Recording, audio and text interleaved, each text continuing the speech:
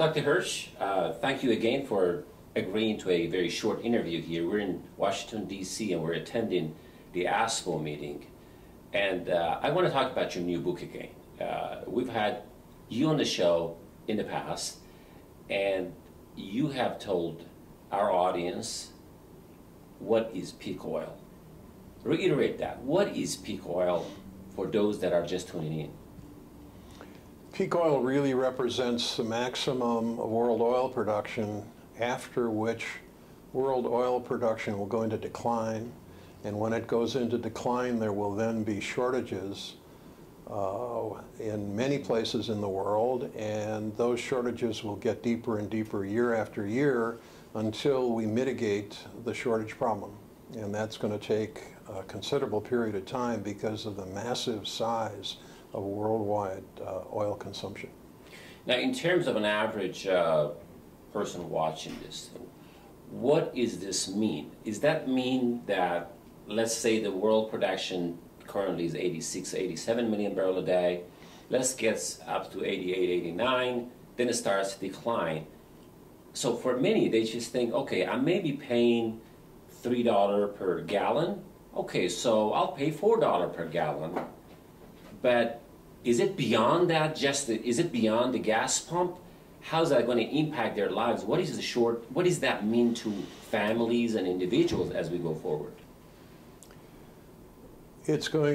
When shortages begin, they're going to massively affect life on the planet. Everybody is going to get hurt. It's not just a matter that your gasoline prices will go up a little bit. In fact, your gasoline prices will go up considerably, and then beyond that, there will be shortages. So you will not be able to get the gasoline that you need or that you're used to. And so there's going to be a major jolt to economies, particularly in the United States, less so in other countries in the world that are oil exporters.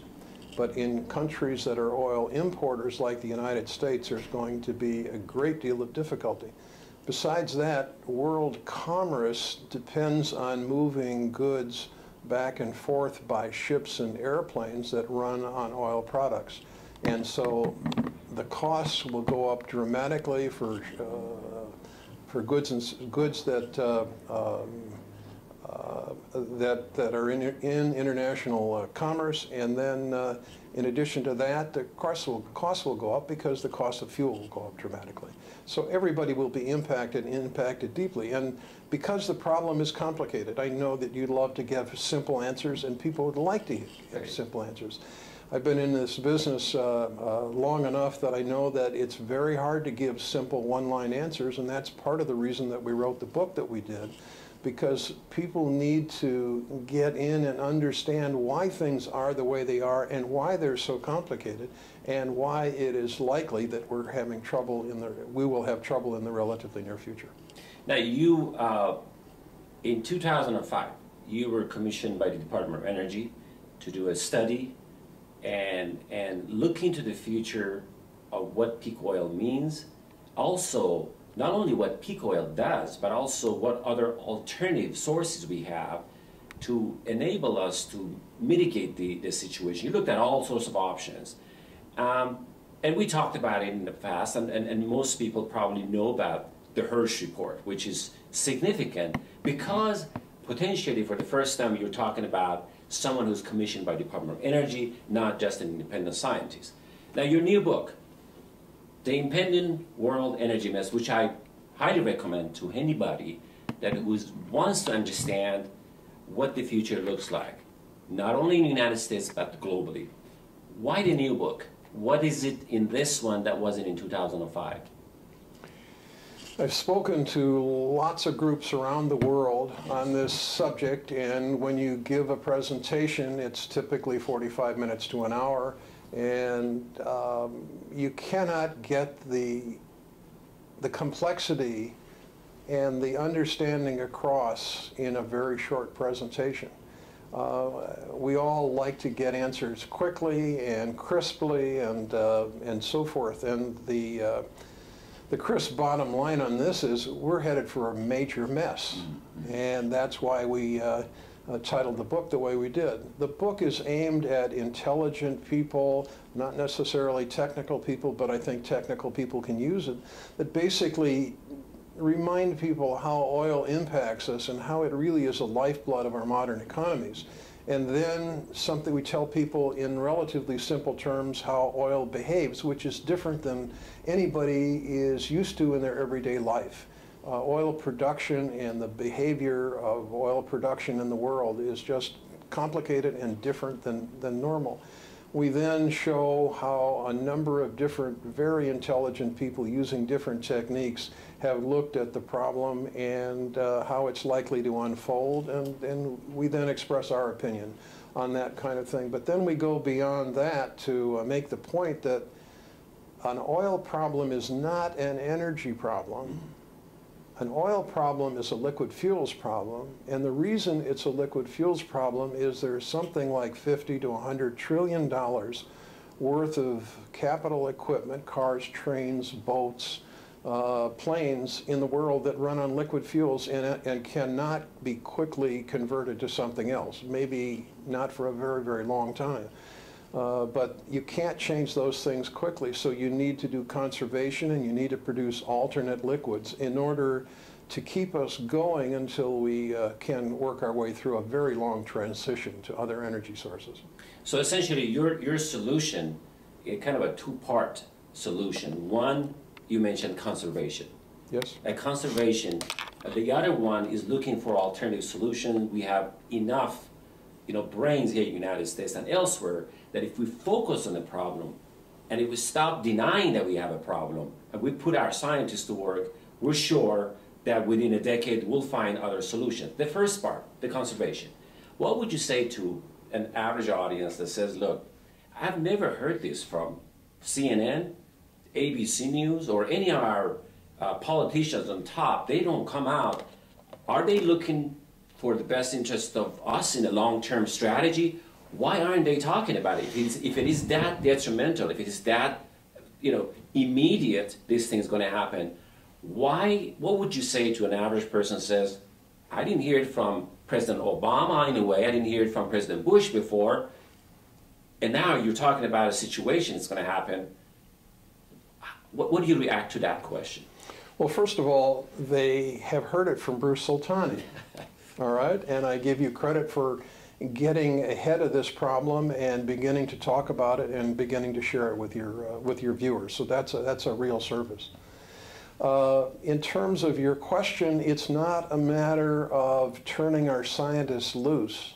It's a matter of going with and implementing technologies that are here today.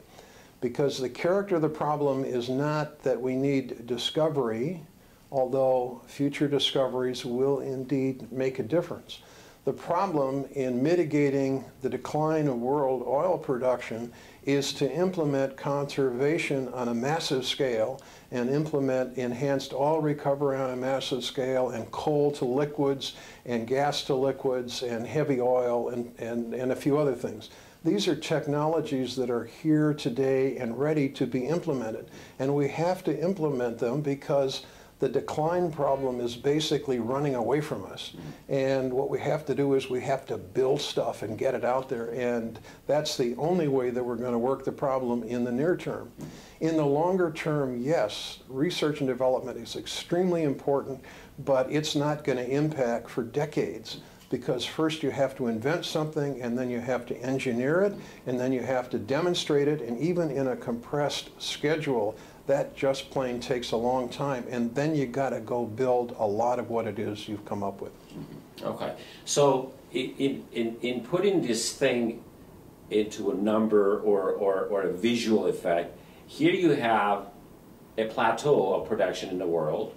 What you say in the book will probably have a 2 to 4% decline, natural decline, as it happens in every well, and as a reservoir engineer, I've seen it time and again, it happens, it's a natural phenomenon. So now you're seeing it collectively at the world is happening, but at the same time you have potentially a growth of 3 or 4% GDP in the world, which drives the demand up. So you got a significant gap here.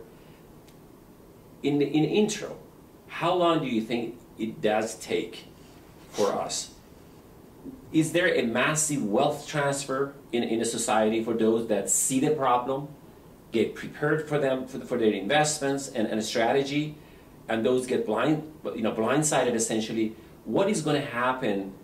How long does it take for us to readjust to the new reality?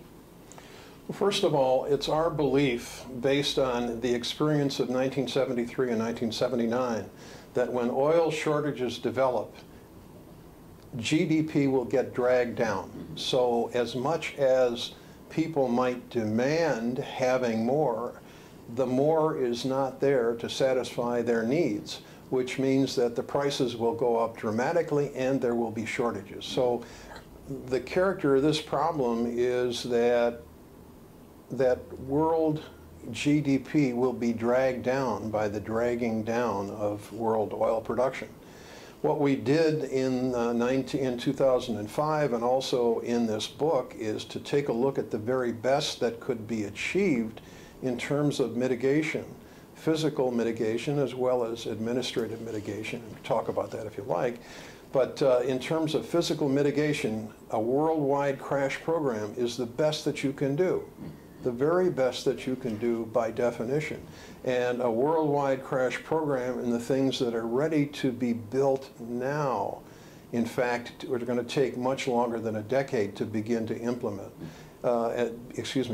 begin to impact. And therefore, we're in a situation where world GDP is going to be dragged down by what's happening. And of course, this will be uneven around the world because oil exporters will be in reasonably good shape, but they will still be impacted.